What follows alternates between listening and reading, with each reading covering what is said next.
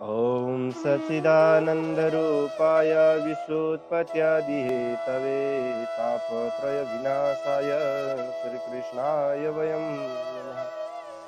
गुरुर्ब्रह्मा गुरुर्विष्णु गुरुर्देव महेश्वर गुरुर्साक्षात् परब्रह्म तस्मै श्रीगुरवे नमः। जय पर कृपा करे जन जानी कविवर जिनर वै वाणी मोरे सुधारी सो शववाटी जासु कृपा नहीं कृपा गति। ओम हरे नमः। ओम परमात्मा ने नमः। कृष्णचंद्र भगवान की जय हो। भागवत भगवान की जय हो। राधा रमण भगवान की जय हो। श्रीमद् भागवत को चर्चा परिचर्चा गर्ने क्रममा हामीहरू भागवतका अमोघ लीलाहरू वर्णन गर्दै आउँदा चतुर्थ स्कन्धको 24औं अध्यायसम्म आइसकेका छौँ। हामी चतुर्थ स्कन्धको लगभग उत्तरार्धको चरित्रमा छौँ, जसमा पृथुका विभिन्न चरित्रहरू समाप्ति भइसकेपछि पृथुको वंश परम्परा आदि इत्यादिका कुराहरू अगाडिका अध्यायहरूमा आउनेछन्। जाउँ 24औं अध्यायलाई ढिला नगरिकन सुरु गरौँ। मैत्रेय उवाच विजिताश्रोधिराजासीत् पृथुपुत्र पृथुस्रवः यवियोभ्यो ददात् काष्ठा भातृभ्यो भातृवत्सलः। हे विदुरजी, राजा पृथु जब उहाँले आफ्ना छोरा परम यशस्वी विजिताश्वलाई राजा बनाएर उहाँ जानुभयो, विजिताश्व आफ्ना भाइहरूलाई अत्यन्तै माया गरेर कान्छा भाइहरूका साथमा, जेठा कान्छा सारा भाइहरूको साथमा अनेक दिशाहरूको चाहिँ विजय गरेर विजिताश्व राजा आफू राज्य सञ्चालन गर्न थाले। शक्तिशाली थिए विजिताश्व राजा। हरियक्षलाई पूर्वतिर, अब अरू एउटा भाइहरू ककललाई कुन कुन दिशा दिनुभयो भन्दा भाइहरूलाई बाँडीचुँडी राज्य गर्नुभयो। यहाँले हरियक्ष नाम गरेको भाइलाई पूर्व दिशा दिनुभयो, धूम्रकेश नाम गरेको भाइलाई दक्षिण दिशा दिनुभयो, वृक नाम गरेको भाइलाई पश्चिम दिशा दिनुभयो र द्रविड नाम गरेको भाइलाई चाहिँ उत्तर दिशा दिएर बीचमा बसेर आफू राज्य गर्नुभयो। इन्द्रबाट अन्तर्ध्यान हुन सक्ने शक्ति सामर्थ्य भएको थियो। कसको? विजिताश्वको। अन्तर्धान नाम गरेका नामले पनि चिनिन थालेका थिए। अन्तर्ध्यान हुने शक्ति भएका कारण अन्तर्धान नामले पनि चिनिन थालेका थिए विजिताश्वले। शिखण्डिनीकी नामकी पत्नीबाट चाहिँ उनले एकदम 3वटा पुत्रहरू जन्माए। विजिताश्वको पत्नीको नाम शिखण्डिनी। उनले ती 3वटा पुत्रहरू जन्माउनु भयो। को भन्दा पावक, पवमानस, सुचिरित्यग्नयपुरा। पूर्वमा चाहिँ एकदम पूर्व जन्ममा चाहिँ जो वशिष्ठका ऋषिबाट पाएको जुन श्रापका कारण पावक, पवमान र सुचि नाम गरेका अग्नि जो हुनुहुन्थ्यो, 3वटा अग्निका पुत्र, तपाईँहरूले भागवतमा अगाडि पढिसक्नु भएको छ। त्यही अग्निका पुत्रहरू 3वटा उहाँले चाहिँ वशिष्ठको श्राप पाउनु भएको थियो। उनीहरू नै विजिताश्वको चाहिँ पुत्रका रूपमा यहाँ 3वटा जन्म दिनुभयो र पछि योगद्वारा चाहिँ मुक्त भएर अग्निकै रूपमा पूर्ववत फर्किनुभयो। जब राजा पृथुले चाहिँ अश्वमेध यज्ञमा इन्द्रले चाहिँ राजा पृथुको चाहिँ अश्वमेध यज्ञमा इन्द्रको घोडा चोरेका हुन्, उनले चाहिँ थाहा पाएर उनलाई चाहिँ मारेका थिएनन्, उनलाई चाहिँ माफी दिएका थिए। त्यसैले उनलाई चाहिँ अन्तर्धान हुने शक्ति चाहिँ विजिताश्वलाई दिएका थिए। अनि उनले चाहिँ नवस्वती नाम गरेकी पत्नीबाट हविर्धान नाम गरेको छोरा पनि जन्माए। अर्की पत्नी पनि बिहा गर्नुभएछ नवस्वती, जसबाट हविर्धान नाम गरेको छोरा जन्मियो। कर लिनु, दण्ड दिनु, जरिमाना गर्नु जस्ता कठोर कार्यमा चाहिँ एकदम जीविका, राजाको जीविका हुन्छ भन्ने बुझेर चाहिँ अन्तर्धानले एउटा दीर्घकालीन यज्ञ गर्नुभएको थियो। दीक्षित हुने बहाना बनाएर राजकाजलाई चाहिँ छोडिदिनु भएको थियो, आफ्ना पुत्रहरूलाई सम्पिनु भएको थियो। भनेको राजाको कर्म गर्दै गर्दा पनि उहाँले यज्ञ गर्नको लागि चाहिँ राज्य शासन चाहिँ आफ्ना भाइहरूले चाहिँ सम्हालिरहेका थिए। सर्वत्र दिशाबाट आफू बिचमा बसेर राज्य गरिरहनु भएको थियो। तसर्थ उहाँले एउटा दीर्घकालीन एउटा लामो यज्ञ सत्र गर्नु भएर दीक्षा लिएर बाहनामा राजकाज छोडिदिनु भयो। यज्ञ कार्यमा लागिरहँदा आत्मज्ञानी अन्तर्धान भनेको को? विजिताश्व। अन्तर्धान उहाँको नाम हो। अन्तर्धानले चाहिँ भक्तहरूको दुःख निवारण गर्ने, यज्ञ पुरुष भगवानको आराधना गर्ने आदि गरेर सारा कर्म गरेर चाहिँ दिव्य लोकलाई चाहिँ प्राप्त गर्नुभयो। राज्य पहिल्यै सम्पिसक्नु भएको थियो। हविर्धानको उनकी पत्नी चाहिँ हविर्धानीले चाहिँ बर्हिषद, गय, शुक्ल, कृष्ण, सत्य र प्रियजित व्रत नाम गरेका 6वटा छोराहरूलाई जन्माइन् हैन। त्यस्तै गरी हविर्धानका छोरा परम भाग्यशाली राजा बरिखद कर्मकाण्डमा चाहिँ एकदम कर्मकाण्ड र योगशास्त्रमा चाहिँ निपुण हुनुहुन्थ्यो बरिखद होइन। त्यसपछि एकपछि अर्को यज्ञ गरी चाहिँ देव पूजा गर्ने बरिखदको चाहिँ यज्ञमा चाहिँ एकदम सम्पूर्ण भूमिमा चाहिँ सबैतिर पूर्वपट्टि कुश फर्काएर चाहिँ यज्ञ गर्नुहुन्थ्यो। यज्ञ कर्मकाण्ड गर्नमा अत्यन्तै निपुण हुनुहुन्थ्यो। त्यसैले पूर्वतिर कुश फर्काएर यज्ञ गर्ने हुनाले उहाँको नाम प्राचीन बर्ही हुन गयो। वास्तवमा उहाँको नाम थियो बर्हिखद, जो चाहिँ कर्मकाण्ड र योगशास्त्रमा अत्यन्तै निपुण हुनुहुन्थ्यो। प्राचीन बर्ही नाम गरेर उहाँ प्रचलित हुनुभयो। राजा प्राचीन बर्हीले ब्रह्माजीको आदेश अनुसार समुद्रकी छोरी शतद्रुति नाम गरी कि कन्यासँग विवाह गर्नुभयो। सर्वाङ्ग सुन्दरी हुनुहुन्थ्यो। सारा अङ्ग त्यहाँ चाहिँ अङ्गहरू चाहिँ सुसज्जित भएकी हुनुहुन्थ्यो। को भन्दा शतद्रुति एकदम विवाह मण्डपमा चाहिँ अग्निको परिक्रमा गरिरहेकी किशोरी शतद्रुतिलाई देखेर अग्निले आफ्नो विवाहमा सुकीलाई मन पराए चाहिँ उनलाई पनि मन पराए। यही नवविवाहिता शतद्रुतिले आफ्नो पाउजूको झङ्कार मात्रैले 10 दिशाका देवताहरू, असुर, गन्धर्व, मुनि, सिद्ध, मनुष्यहरू सारालाई बसमा पारेकी थिइन्। नागहरूलाई समेत बसमा पारेकी थिइन्। भनेको स्त्रीको त्यो उनी चाहिँ त्यति राम्री थिइन्, सारालाई चाहिँ आफूतिर आकर्षित गरेकी थिइन् भन्न खोजेको। उनको सुन्दरताको विशेषता बताइएको यहाँ। शतद्रुतिबाट प्राचीन बरी राजाका चाहिँ प्रचेता नाम गरेका 10 वटा छोराहरू जन्मिए। सबै धर्म र नाम अनुसारको चाहिँ आचरण गर्नेवाला थिए प्रचेताहरू। प्राचीन बरीले सन्तान पैदा गर्न आदेश दिएपछि प्रचेताहरू तपस्या गर्नको लागि समुद्रमा प्रवेश गरे। उनीहरूको मामा घर थियो। त्यो मामा घरतर्फ गएर चाहिँ तपस्या गर्न थाले। उनीहरूले 10,000 वर्षसम्म तपस्या गरे। कर्मफलदाता भगवान श्रीहरिको आराधना गरे। यहाँ बुझ्नुपर्छ के तपाईँहरूले भन्दा यहाँ 10,000 भन्नाले यो दिव्य वर्ष बुझ्नुपर्छ। दिव्य 10,000 वर्ष हो र आयुले हाम्रो शरीरलाई चाहिँ गुणन गरेर यदि हाम्रो प्राणलाई चाहिँ हाम्रो प्राण रहने ठाउँबाट यदि चलाइयो भने, अन्त राखियो भने यो शरीर चाहिँ जति 1000 वर्ष पनि बस्न सक्छ। किनभने यहाँ प्राण जब शरीरमा बसिरहन्छ तब यसले आयु आफ्नो छेड गर्छ। प्राण अन्त लरेर स्थापित गर्नुभयो भने यो 10,000 होइन 20,000 लाख जति करोड वर्ष पनि यो शरीर रहन सक्छ। यो तपस्याको यो एउटा नियम हो। यो यहाँ बताइएको छ। यहाँ वंश विस्तार छ, तसर्थ मैले धेरै कुराहरू तपाईँहरूलाई केही पनि भन्दिनँ। वंश विस्तार सुई बताइएको छ। यो वंश विस्तारलाई अहिले पछि हामी चर्चा पनि गर्नेछौँ। तपस्या गर्न जाँदा बाटोमा नै भगवानले चाहिँ शिवले चाहिँ प्रसन्न भएर दर्शन दिनुभएको थियो तपस्या गर्न गए भनेर। तसर्थ उहाँले चाहिँ महादेवले जुन तत्त्व उपदेश गर्नुभएको थियो, एकाग्र तत्त्वको ध्यान गर्दै उनीहरूले चाहिँ समय बिताएका थिए। भगवान अब यहाँ विदुरले अचानक प्रश्न गर्नुहुन्छ, बाटामा भगवान शिवजीसँग चाहिँ प्रचेताहरूको जसरी भेट भयो, प्रसन्न भएका शिवजीले चाहिँ जुन तत्त्वको उपदेश गर्नुभयो त्यो तत्त्व चाहिँ मलाई पनि बताउनुहोस् भनेर विदुरजीले मैत्रेयजीलाई भन्न थाल्नुभयो। हे देवर्षि, हे ब्रह्मर्षि, हे मैत्रेयजी, जो यस लोकमा भगवान शिवसँग चाहिँ देहधारीहरूको भेट हुनु नै अत्यन्तै दुर्लभ छ। किनभने शिवको दर्शन त्यति सजिलै पाइँदैन। तर पनि यहाँ प्रचेताहरूले जुन दर्शन पाउनु भएको छ, प्रचेताहरूले दर्शन पाएर जुन भगवानको चाहिँ तत्त्व उपदेश भगवान शिवबाट पाउनु भएको छ, झन् त्यो त झन् अत्यन्तै महत्त्वपूर्ण छ। पहिलो कुरो त दर्शन पाउनै मुस्किल, त्यहाँबाट पनि दर्शन पाएर पनि ज्ञान पाउन त अहो भाग्यमानी। तसर्थ मलाई पनि ती तत्त्वहरूको चाहिँ उपदेश गर्नुहोस्। एकदम भगवान शिवले चाहिँ त्यो यो संसारबाट मुक्ति पाउनको लागि ती प्रचेताहरूलाई के तत्त्व दिनुभयो भनिरहँदाखेरि मैत्रेयजी भन्नुहुन्छ, प्रचेतसः पितृवाक्यम शिरसादाय साधव। एकदम प्रचेताहरू, सज्जन प्रचेताहरू पिताको आदेश शिरोधार्य गरेर तपस्यामा चाहिँ मन लगाई पश्चिमतर्फ तपस्या दिशातर्फ चाहिँ गएका थिए। जाँदै गर्दा उनीहरूले समुद्रमा समान फैलिएको एउटा ठुलो तलाउ देखे। त्यो तलाउ महापुरुषको मन जस्तै सफा थियो। महापुरुषको मन जस्तो सफा थियो भनेर यहाँ विशेषण युज गरिएको छ, विशेषण प्रयोग गरिएको छ। भनेको तलाउ सफा हुनुमा महापुरुषको पनि मन सफा हुन्छ भन्ने विशेषण प्रयोग गरिएको। त्यहाँ चाहिँ एकदम त्यहाँ रहने माछा आदि जलचरहरू सारा प्रसन्न थिए। अनि तलाउमा हरेक दिन चाहिँ निलो, राता आदि फुलहरू, अनेक वर्णका कमल पुष्पहरू फुल्दथे, रातो र निलो वर्णका।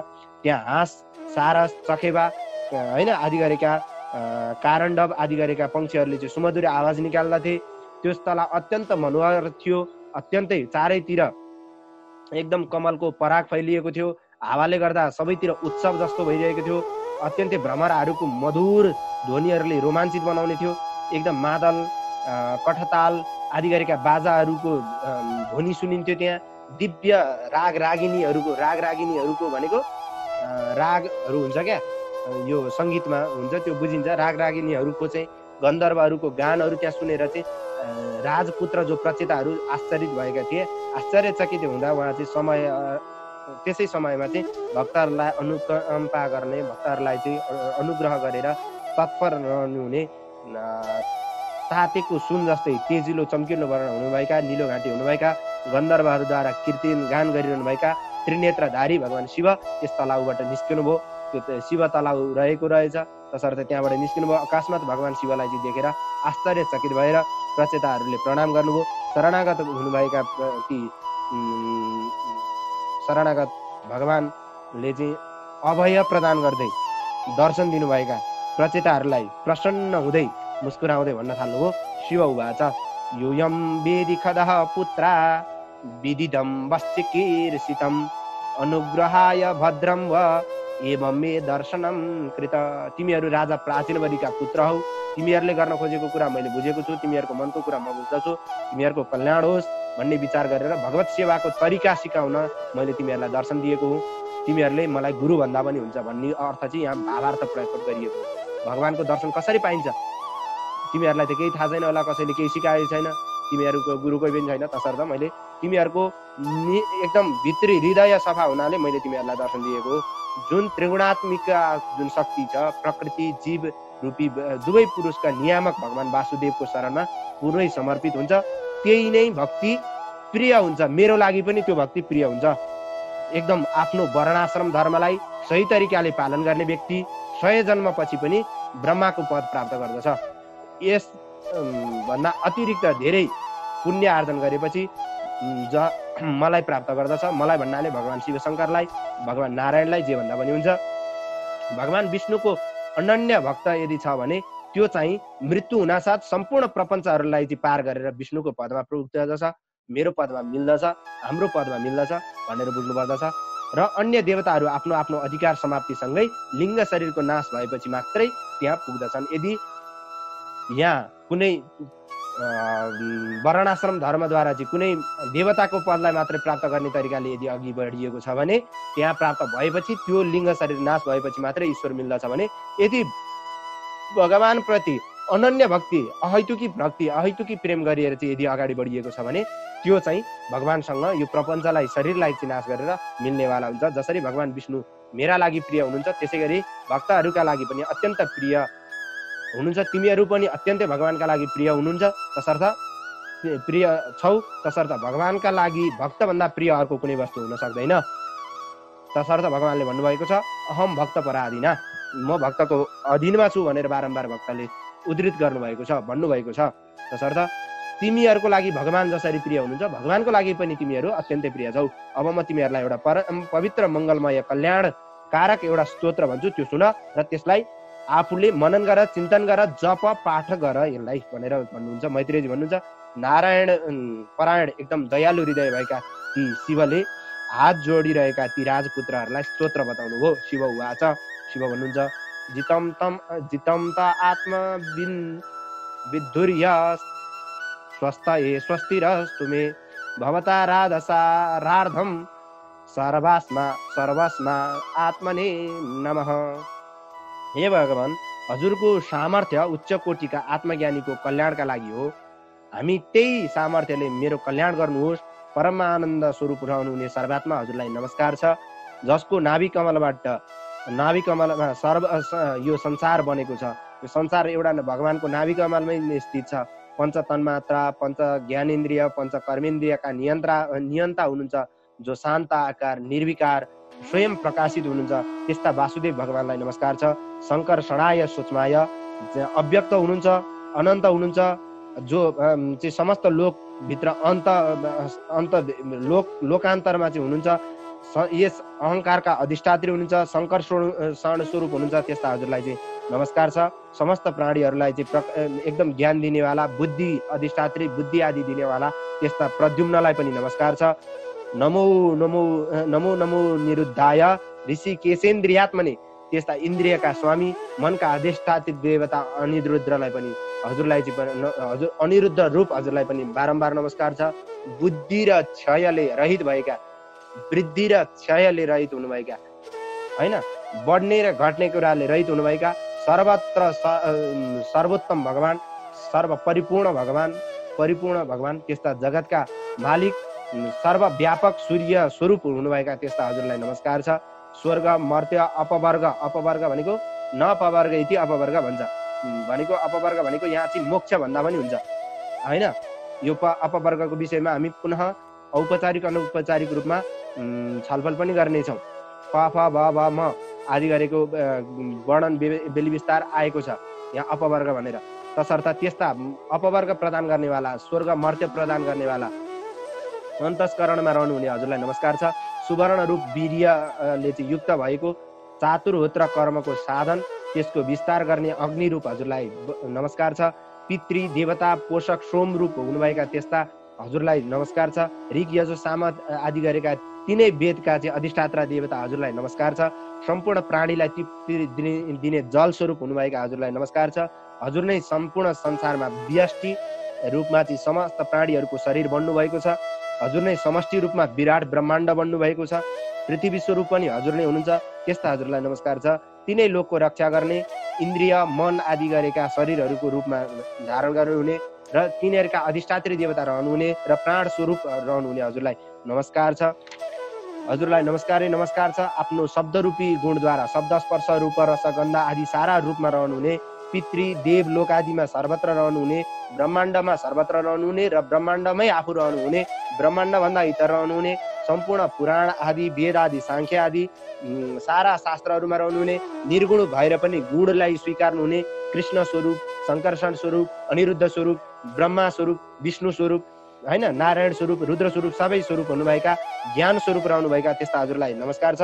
अकर्ता अभोक्ता भएर पनि कर्ता भोक्ता आदि प्रमातित्व आदिको रूपलाई चाहिँ ग्रहण गर्नुहुने त्यस्ता हजुरलाई नमस्कार छ होइन। ज्ञान शक्ति क्रिया शक्ति स्वरूप रहनुहुने हजुरलाई नमस्कार छ। हजुरको दर्शन चाहने व्यक्ति चाहने हजुरलाई चाहिँ हामीलाई चाहिँ दर्शन दिनुहोस् हे प्रभु। जो भक्त चाहिँ हजुरको भक्तद्वारा चाहिँ पूजित छ, प्रेमीहरूका लागि अत्यन्त प्रिय छ, त्यस्ता भक्तहरूलाई चाहिँ आफू दर्शन दिनुहुन्छ, त्यस्ता हजुरलाई चाहिँ नमस्कार छ। हाम्रो इन्द्रियहरूलाई तृप्ति गराउनुहोस्, हामीलाई दर्शन दिनुहोस् भन्दै हुनुहुन्छ उहाँहरू।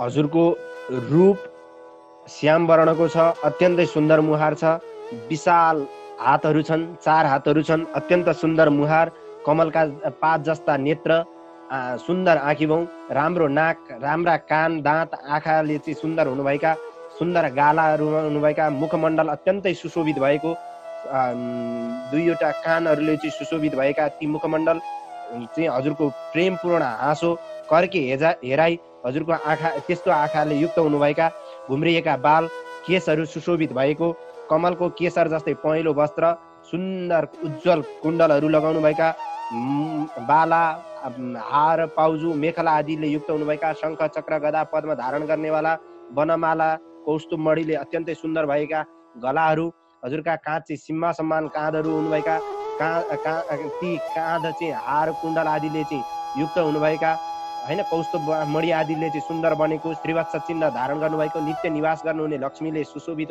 हुनुभएको, छातीमा चाहिँ विभिन्न प्रकारका चिन्हहरूले चाहिँ युक्त हुनुभएका त्यस्ता हजुरलाई चाहिँ नमस्कार छ।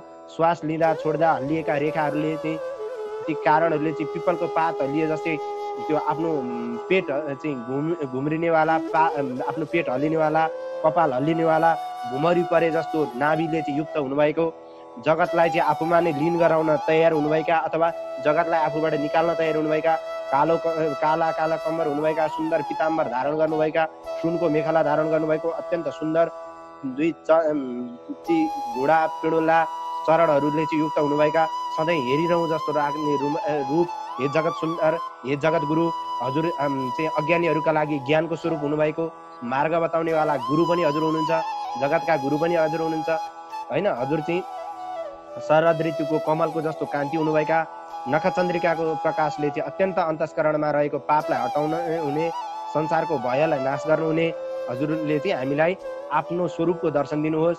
चित्त शुद्धि रहने व्यक्तिले चाहिँ हजुरको यस स्वरूपको चाहिँ चिन्तन गर्नुपर्दछ, किनभने यस स्वरूपको चिन्तन नै भक्तिको चाहिँ एउटा मार्ग हो, भक्तिको एउटा खुड्किला हो। धर्मको पालन व्यक्तिहरूलाई अभय प्रदान गर्नेवाला यस्तो रूप छ हजुरको। स्वर्गका राजा इन्द्रले पनि हजुरको खोजी गर्दछन्, इन्द्रले पनि ध्यान गर्दछन्, ब्रह्मा विष्णु आदि सारा देवताहरूले ध्यान गर्ने त्यस्ता दुर्लभ हुनुभएका हजुरलाई चाहिँ योगीहरूले समेत प्राप्त नगर्ने त्यस्तो रूप चाहिँ हामी मूर्ख व्यक्तिले पाउला या नपाउला, हजुरहरूको चरण सेवा बाहेक हामीलाई केही पनि चाहिएको छैन, हामीलाई त्यो अवस्था प्रदान गर्नुहोस् भनेर भन्न सिकाइरहनु भएको छ। कसले भन्दा रुद्र शिवजीले कसलाई भन्दा ती प्रचितागणहरूलाई, जो प्राचीन बर्हिका पुत्रहरू हुनुहुन्थ्यो, बरिखतका पुत्र हुनुहुन्थ्यो। अनि हजुर चाहिँ आफ्नो अदम्य पराक्रम उत्साहद्वारा फरफराइरहेको आँखीमाउले सम्पूर्ण विश्व ब्रह्माण्डलाई चाहिँ सम्भार गर्ने हुने भनेको आँखा झिमिक गर्दा विश्व ब्रह्माण्ड सृष्टि पनि गर्नुहुने र आफैमा मिलाउनु हुने त्यस्ता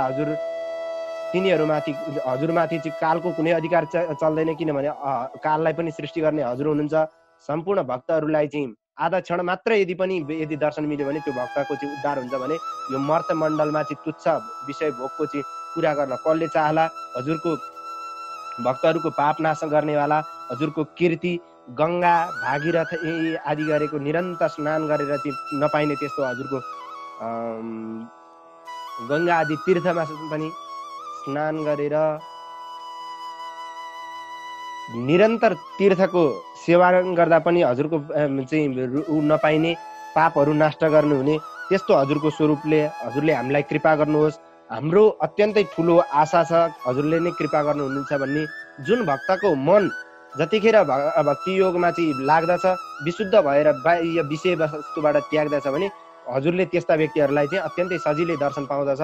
त्यस्तो व्यक्तिहरूलाई हजुरले दर्शन दिनुहुनेछ जसमा यो सम्पूर्ण विश्व ब्रह्माण्ड रहेको छ, समग्र प्रकृति चाहिँ जसमा समाहित भएको छ, विश्व ब्रह्माण्ड जसद्वारा प्रकाशित छ, त्यस्ता ब्रह्म तत्व हजुर नै हुनुहुन्छ। हे भगवान, हजुर अविकारी हुनुहुन्छ र पनि मायालाई चाहिँ स्वीकार गरेर विभिन्न रूपहरू धारण गर्नुहुन्छ, विकार रूपहरूमा पैदा गर्नुहुन्छ, सत्व रज तम गुण आदि गरेका गुणहरूलाई सृष्टि गर्नुहुन्छ र आफूमा त्यसलाई लागू गरेर निर्गुण निराकार भएर पनि गुणमा निहित हुनुहुन्छ। तसर्थ यो त्यस्तो स्वरूप हुने हजुरलाई चाहिँ हामी बुझ्दछौँ। योगीहरूद्वारा सिद्धि प्राप्त गरेर पनि हजुरमा चाहिँ मिल्न सक्दैनन्। योगीहरू सिद्धिलाई जितेर, इन्द्रियहरूलाई जितेर, पञ्चमहाभूत आदिलाई जितेर हजुरलाई चाहिँ प्राप्त गर्न चाहन्छन्, हजुरहरूको पूजा गर्दछन्। योगीहरू नै वेदका तनमा त्यो पारङ्गत छन् र पनि हजुरको चाहिँ एक झलको दर्शनको लागि उनीहरू लालायित भइरहन्छन्। हजुर अद्वितीय आदिपुरुष हुनुहुन्छ, सृष्टिभन्दा पहिले पनि हजुर हुनुहुन्थ्यो, सृष्टिको बिचमा पनि हजुर हुनुहुन्छ र सृष्टिको अन्त्यमा पनि हजुर मात्रै रहनुहुन्छ। सत्व तम गुण भेदको दृष्टि देखिन्छ तर वस्तुतः त्यो हजुर हुनुहुन्न। तीन गुणबाट चाहिँ महत्त्व अहङ्कार, वायु, अग्नि, जल, पृथ्वी आदि गरेका सारा समस्त प्राणीहरू उत्पन्न हुन्छन्। समस्त हजुरले नै यो सारा सृष्टि गर्नुहुन्छ। पृथ्वीमा चाहिँ स्वेदज, जरायुज, अण्डज आदि गरेका 4 प्रकारका सृष्टि पनि हजुरले नै गर्नुहुन्छ। त्यसमै हजुरको आफू अंश छिराउनुहुन्छ र त्यसबाटै आफू बाहिर निस्किनुहुन्छ। त्यहाँ भित्र रहेर पनि बाहिर पनि रहनुहुन्छ, भित्र पनि आफै रहनुहुन्छ, बाहिर पनि आफै रहनुहुन्छ। इन्द्रियद्वारा संसारको विषय भोग गर्ने व्यक्तिलाई इन्द्रिय आदिको भोग पनि हजुर नै गराइदिनुहुन्छ भने त्यसबाट इतर पनि हजुर नै हुनुहुन्छ।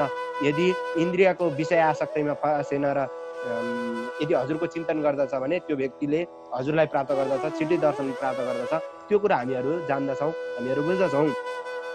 एकदम हजुर चाहिँ यो संसारलाई चाहिँ यसरी प्रलय गराउनुहुन्छ कि आफूमा नै लोक सम्भार गर्नुहुन्छ। यति छिटो कि वायुभन्दा पनि छिटो गतिले चाहिँ आफूमा लोक समाहित गर्न सक्नुहुन्छ। हजुर आँखा झिमिक्क गर्दा यो सारा ब्रह्माण्ड चाहिँ आफैमा समाहित हुन्छ।